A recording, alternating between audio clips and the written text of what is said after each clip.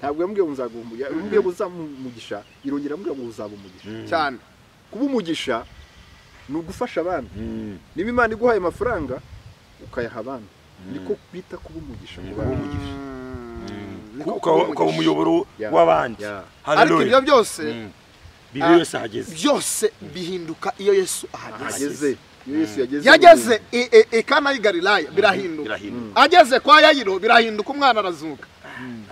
Yagezeyo abantu barimo barira bavuga ngo yapfuye, umwana yapfuye, yari yapfuye byo gupfa. Ariko ngo Yayiro abona intumwa zimubwira ngo wikirirwa urushye umwigisha. Turambure ibiganza kuri aba bantu, tubatunga ibiganza, tubabwiye ngo Yesu ko yararejo n'uyu munsi niko ari nakwaza. Reka tubasenge tubature guki. Mana turasenze mu izina rya Yesu, dusengeye umugore, dusengeye umugabo, dusengeye umukobwa n'umuhungu, dusengeye umuntu aho ari hose mufukazi neza, urwaye akire, uri ahantu muri gereza avemo, uri mu bwoba avemo, ufite imbabazi, ufite imurwanya bimutsi atsindwe, imurwanya bitsindwe, ufite ahantu ayihebya akire mu izina rya Yesu. Yesu turakuvuze uko ari urejo n'uyu munsi ni kuri kusanga abantu, sanga abagabo, sanga abagore, sanga abasore, aho bari ku isi yose.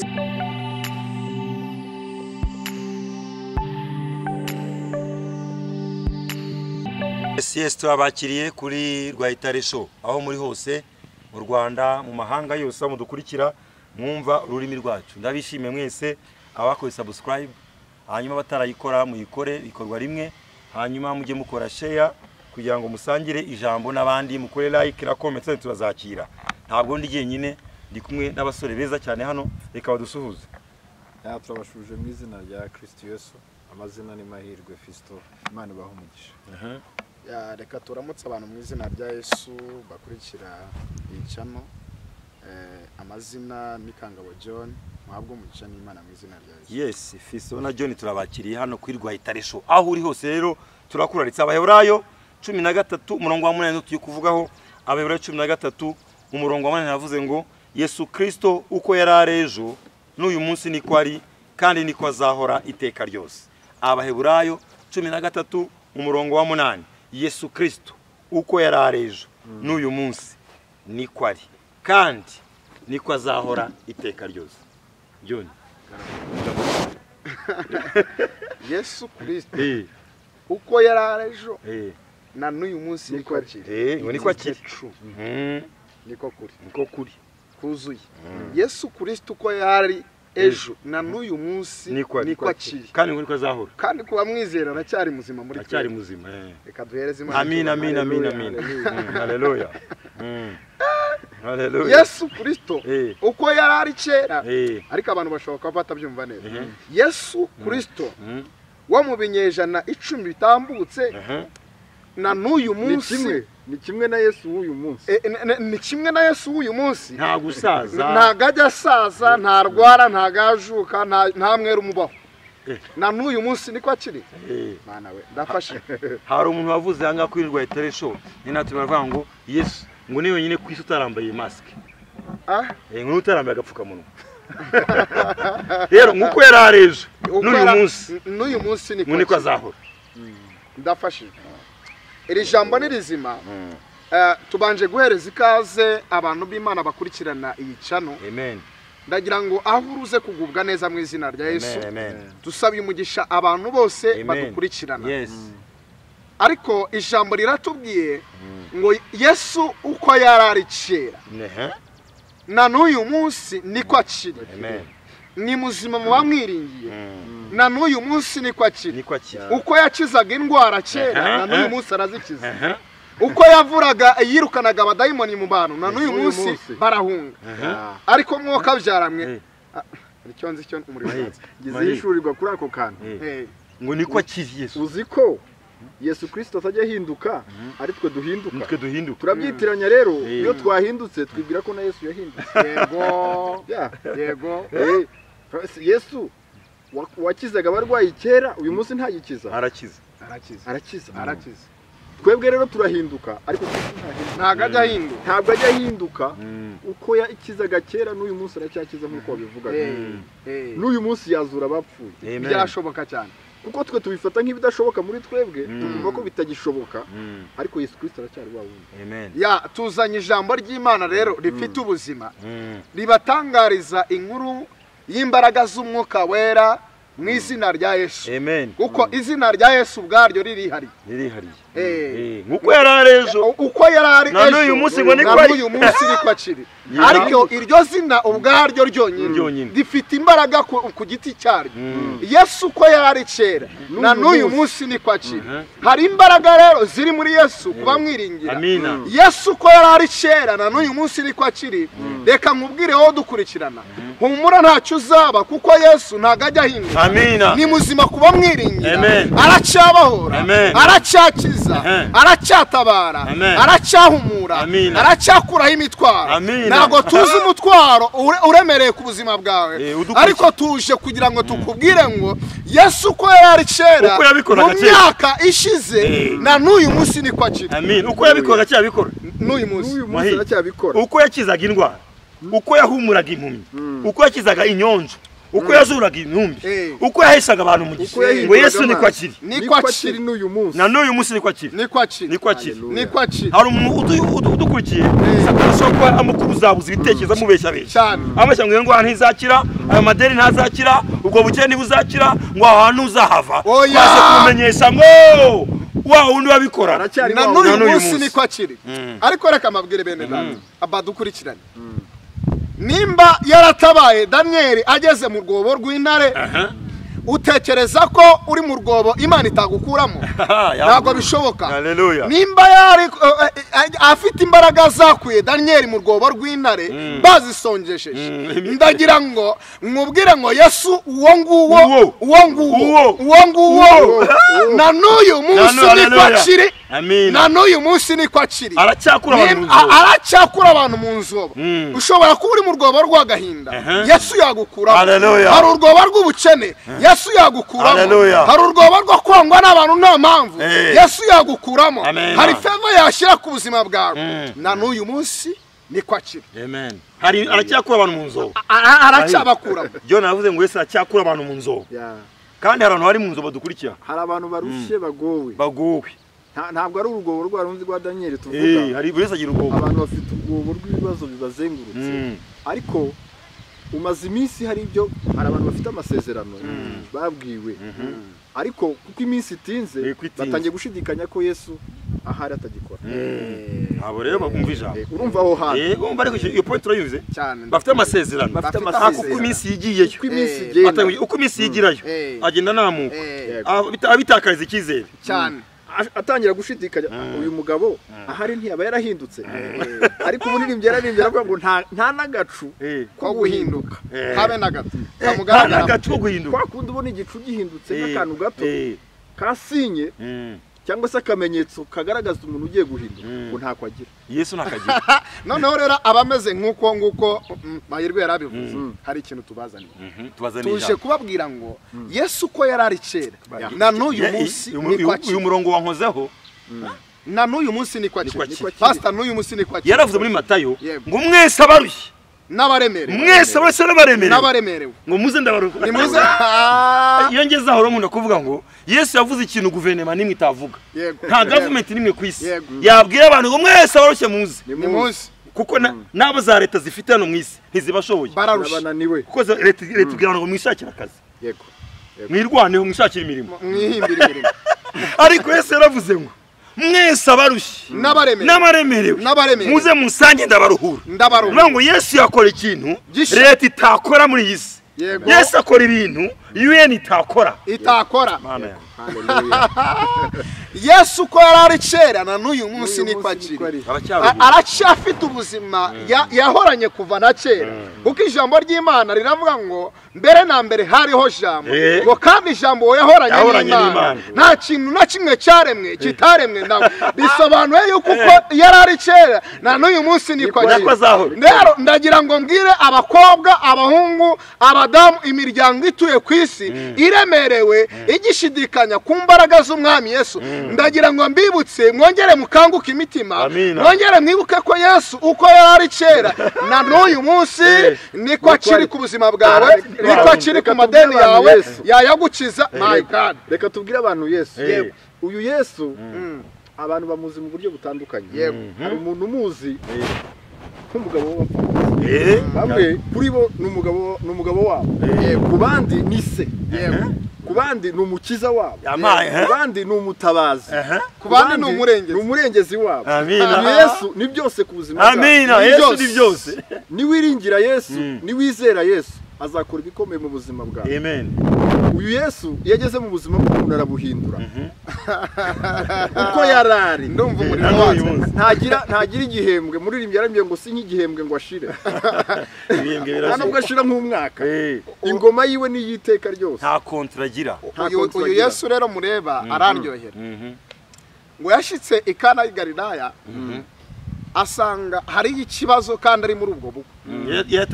Yari yatashye umushyitsi, ariko harimo abantu bari bataramenya ukuri kw'ijambo ry'Imana, ko Imana ishobora gukora igitangaza, ishobora gukora ikintu gitunguranye. So rero turimo tuvuga muri uyu mwanya, hari abantu baremerewe bageze kuri point yo kumva ko nta kintu cyakorwa, nta kintu cyashoboka, byananiranye byose. Ariko Yesu ahantu ageze birahinduka. Yesu yageze mu bintu birahinduka, byanze bikunze.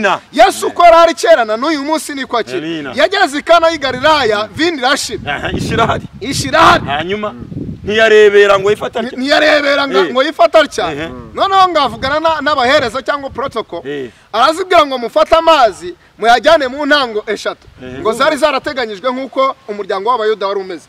Noneho Bibiliya iravuga ngo buzuza amazi muri izo ntango.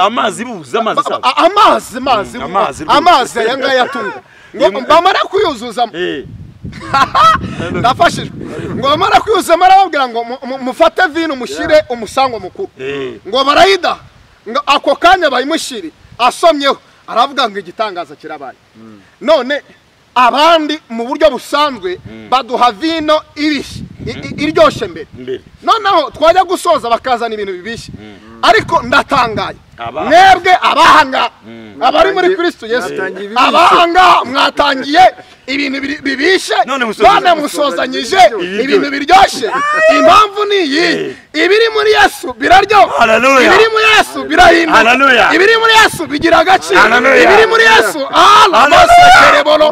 ibiri muri Yesu birahinduka. Yesu ko yarari kera n'uyu munsi niba yarahinduye vino ayikoreye mu mazi, hari ikintu yahindura ku buzima bwawe. Amina.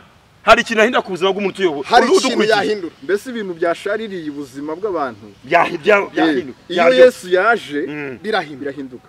Ariko ikintu kirakaze birahinduka. Uko nkubwiye rero, uvuga ngo ubuzima bwawe uko bari babuze ejo bushobora guhinduka uyu munsi kuko Yesu yageze mu buzima bwawe. Ntabwo tuvuga abantu bashye kumwizera. Nawe usanze umwizera ushobora kubonera usa nayo yatinze, ushobora kugira ngo byarahindutse, ushobora kugira ngo yaraguhemukiye. Tuje kubwira ngo Yesu ko yararejo n'uyu munsi ni kwari, uko yagiye neza ba Petero, uko yatabaye mu bwo bukwe, uko haleluya umunsi umwe muri Luka 19 mu yageze mu rugo rwa Zakayo. Ahageze ibyabaye se nubizi bituka ibyabaye, ahageze umuriro wara reka mabwire toro ry'Imana yahinduye speech. Ako kanya byarahindutse. Yesu yahageze hari ibintu bihinduka, hari situation ihinduka ako kanya, hari ibintu bihinduka ako kanya, hari imiryamire ihinduka, hari imirire ihinduka, hari iminywere ihinduka, hari imyambarire ihinduka, hari imivugire ihinduka, hari my God, iyageze ahantu hari ibintu bihinduka. Reka mabwize ukuri, Zakayo ntabwo yigeze yongera kurira ikindi gihe, nta nubwo ashobora, ntabwo yacyuriye. Kandi Zakayo ubuzima bwe bwari bwo kwambura abantu cyane, yahoraga asaba abantu amafaranga. Ariko Yesu ahageze birahinduka, atanga amafaranga. Yahoraga ariganya abantu amafaranga aza kuri Yesu ahageze ngo ugende. Yesu ahageze aho kuriganya abantu ahubwo ashora amafaranga hano harakomeye atangira iyo mishure muri Yesu yahageze wari ukeneye abantu cyane ukeneye support y'abantu. Yesu yahageze ahubwo ukeneye ufishigikira abandi, uhita uhinduka abandi, uhinduka w'agaciro. Wibuke Petero cyagiye bari ku musozi bagiye gusenga, bagahindurwa babona ishusho ya Yesu ihindutse. Petero narasomye ndatangara. Petero yaravuze ngo reka twubake ingando 3 ubwo Yesu yabonekaga ari kumwe na Mose. Aravuga ngo reka duce ingando 3 kandi bari bahari nabo. Ntiyavuga ngo reka duce imwe yahise bivuga imwe yawe indi ya Mose indi ya Eli. We nishyira iyo Yesu rero yageze mu buzima bw'umuntu umuntu ntaba akizirikana azirikana hagira isi. Impamvu dukuke yizirikana nuko akeneye Yesu ntaragera mu buzima nagaragera iyo Yesu yageze mu muntu ahindura imvugo. Ndafashijwe azirikana abana na Bibiliya bivuga ngo twe kwizirikana ubwacu twenyine ahubwo tuzirikane n'abandi. Reka Yesu aze mu buzima bwawe utangire uzirikana abandi, utangire ufasha abandi, utangire ube supplier w'abandi, ubu umugisha w'abandi, ubuhenduka umugisha w'abandi. Ntabwo dukeneye ubuzima bwo gufashwa, ahubwo dukeneye guhinduka umugisha w'abandi. Nimba hari ikintu kinezeza nabo Imana yabwiye Abraham iramubwira ngo uzaba umugisha. Ntabwo yambwiye uzaguhumuya, yambwiye uzamugisha, irongera ambwira ngo uzaba umugisha. Cyane kuba umugisha ni ugufasha abandi. Niba Imana iguhaye amafaranga ukayaha abandi niko kwita kuba umugisha mu bandi. Ukaba umuyoboro w'abandi. Ariko ibyo byose Bibiliya Yesu ahageze byose bihinduka iyo Yesu ahageze. Yageze Kana y'i Galilaya birahinduka, ageze kwa Yayiro birahinduka, umwana arazuka. Yagezeyo abantu barimo barira bavuga ngo yari yapfuye byo gupfa. Ariko ngo Yayiro abona intumwa zimubwira ngo wikirirwa urushye umwigisha. Hari amagambo arimo kuza mu mitima y'abantu n'uyu munsi ababwira ngo mwikirirwa murusha abantu, mwikirirwa mukora ibi ngibi. Ayo ni amajwi yongorera abantu b'Imana bari mu bigeragezo bitandukanye. Ariko nagira ngo muhereze ijambo ry'Imana ricecekesha ayo majwi. Amina. Izera umwami Yesu, komeza wizere Yesu, kuko uko yari kera na n'uyu munsi niko akiri. Hari ijwi ryaje ribwira Yayiro ngo areke kurusha umwigisha, genda ushingure. Ayo majwi turayafite. Yo kumubwira ngo imwe napfushije naguze icyo akora arashingura. Uri mu biki? Hari amajwi arimo gucecekesha abantu b'Imana. Hari abacecekesha abadamu, hari abageze mu miryango arabwira ngo ni muceceke, hari abageze mu miryango itari yabyara, imyaka 10 irashize batari babyara. Urabona bizashoboka? Ntabwo bizashoboka. Ayo majwi arahari iyakire. Ariko hari ijambo ry'Imana, hari ijambo ry'Imana muza. Yesu ko yarari kera na n'uyu munsi niko. Nimba yarazuye umwana wa Yayiro, nawe yazura iyo nda yawe yazije ukabyara umwana mu izina rya Yesu. Nimba yarazuye umwana wa Yayiro, hari ibintu yahindura ku buzima bwawe. Ayo madeni yawe yayakuraho, kuko Yesu ko yarari kera na n'uyu munsi. Ndashaka abantu babyumva. Yesu aracyari wa wundi wazuye Lazaro amazi iminsi ine anuka. Yesu yageze ku gituro abwira abasikiwe ngo ari hehe, ngo yamwami, ngo yamwigisha, ngo yadatabuja aranuka amazi iminsi. Mbese bikwiyanduza bijya mu myanda winuka. Yesu ngo iyo wamiye Yesu ibinuka bizamo kandi yabizemo ntasiga binuka arabizura bigahumura. Ubwo buzima bwawe Yesu arabuzura, Yesu araguhembura, araguitereka wabonaga nta buzima uraza kubona ubuzima ikiri cyawe. Kandi burya hari ikintu cyantangaje. Yesu ajyaza byakoheye bigeze nyine aho umuntu avuze ngo sigishoboye n'abantu bavuze ngo byarangiye. Kuko iyo umuntu agishoboye hari igihe yiringira izo mbaraga cyane nakoresheje ubuhanga bwanjye ndikishije. Ariko Yesu azi umuntu yahita akavuga ngo birananiye. Yesu akaza wavuze kuri Danieli ntabwo yamutabaye adataramuta mu rwobo. Kandi yarabishoboye kumubuza kujya mu rwobo, yarabishoboye 100%. Ariko yarabiretse agera mu kibazo akigeramo. Yesu ajya dusanga mu bibazo byanutse nkuko bivugaga. Ariko reka mabwira ikintu abantu batazi. Burya Yesu abanzi bacu bahaguruka Yesu yaharaye. Arahara. Abanzi bacu mu bibazo byacu, abanzi bacu ni ibibazo, abanzi bacu ni ibigeragezo. ariko iyo biri buze kukwica iryo joro Yesu aba yaharaye. Yesu aba yaharaye. Buriya yaraharaye ku bwa Moridekayi na Hamani. Yari yaharaye. Hamani yaje mu gitondo, Yesu yaharaye, asanga yuzuye umugabo, yasomye, yabarije amakuru. Rero ibibazo byose biza bihaguruka, ndagira ngo tubwire abantu ijambo ry'ukuri, izere Yesu, kuko Yesu ntago ajya ahinduka, ahubwo ahora ahindura ibintu. Yesu ntago ajya ahinduka, ahubwo ahora ahindura. Yesu ntago ajya ahinduka, ahora ahindura ibintu, ahubwo ahora ahindura imikorere. Ndagira ngo mbwire abantu uko bakuzi, ishusho bakuzimo, ejo ntago ariyo bazagusanga, kuko Yesu yicara ahindura. Yicara ahinduraho. Ibara bakuzimo uyu munsi ntago ari ejo uzaburimo, kuko Yesu ko yarari kera na n'uyu munsi niko akiri. Abantu bahumure. Umuririmbyi yararimbye aravuga ngo nta rindi zina dukirizwamo usibye izina rya Yesu. Hari umwana nigeze gusoma ubuhamya bwe ngo yajyaga ku kazi, yari umudamu, buri gitondo yajyaga ku kazi, ariko ngo yanyuraga ku rusengero. Inzira ye ijya ku kazi yanyuraga ku rusengero, ngo akinjira mu rusengero akavuga ngo ni njyewe runaka, akajya ku kazi. Nta bintu byinshi yavugaga. Mu gihe kiza kugera ararwara, ajya muri koma, kuko yasuraga Yesu buri munsi, akavuga ngo Yesu ni njye runaka, waramutse neza. Agiye ku kazi, aza kurwara muri koma, ajya muri koma. Ageze igihe nawe ari muri koma, Yesu nawe ngo aramusura, aravuga inshuti yanjye kwitaje hano. Urimo kumva? Irangije nawe ngo aramwiyereka mu nzozi, ari muri koma, aramubwira ngo nanjye ni njyewe Yesu.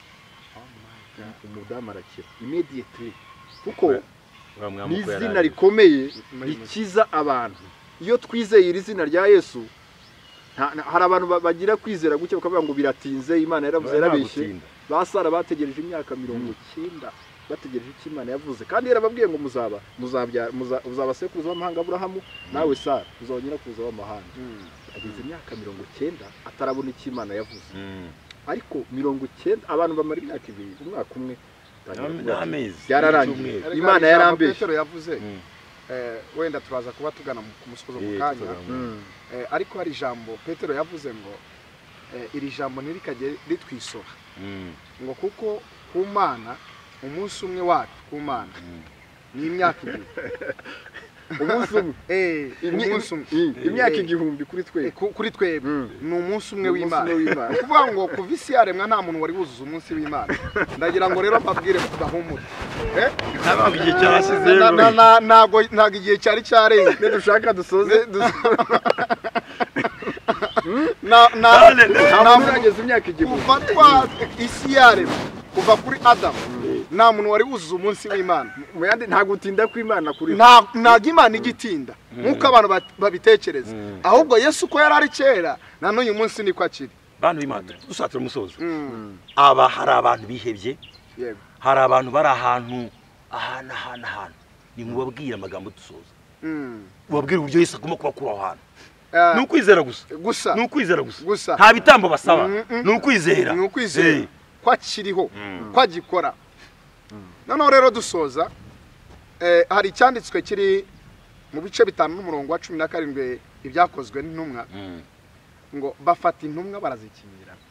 Bashaka kuvugana n'abantu bashobora kuba bakingiranye mu bibazo runaka. Mutega amatwi yaboneka. Hari abantu bakingiranywe mu bibazo bitandukanye, buri muntu wese ahari mu gice arimo, ariko hari ibintu byagukingiranye bituma udasohoka, bituma utagera hakwiriye. Ariko turimo turavuga ku izina rya Yesu, kandi izina rya Yesu ubwaryo ni imbaraga.